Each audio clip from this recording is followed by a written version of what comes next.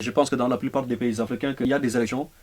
Donc les gens là qui gagnent, ce sont des gens qui ont été élus par le peuple. Donc ils n'ont pas, c'est pas des Français qui ont voté pour eux. Ce sont des Africains qui ont eux-mêmes ont voté pour ces personnes-là en fait.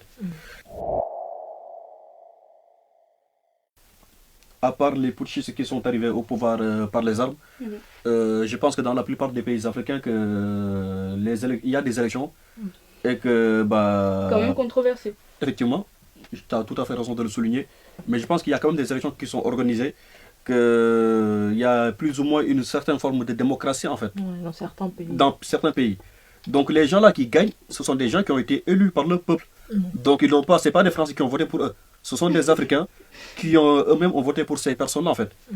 Donc aujourd'hui, le fait qu'on dise que c'est la France qui a posé ces dirigeants là-bas, moi je pense que c'est une affirmation qui peut être contestable. La France peut effectivement les aider.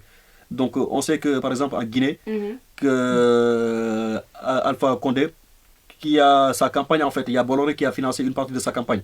On sait qu'au Togo, il y a la même chose en fait aussi avec Bolloré qui a financé la campagne de Faure Gnassingbé. Donc en échange en fait, effectivement, ces pays-là vont plus leur octroyer des contrats juteux donc au niveau des infrastructures, comment dire, portuaires. Donc ça c'est une réalité.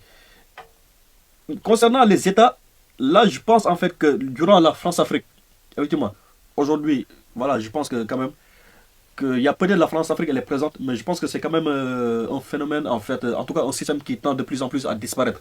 Et est-ce que tu penses que c'est à cause du panafricanisme? Je pense peut-être que le panafricanisme, en tout cas, a son rôle, comment dire, il joue un très grand rôle, tu vois. Mais aujourd'hui, ce sont les pays africains eux-mêmes, en tout cas des personnes qui se sont réveillées, qui ont dit que, voilà, non, là c'est fini.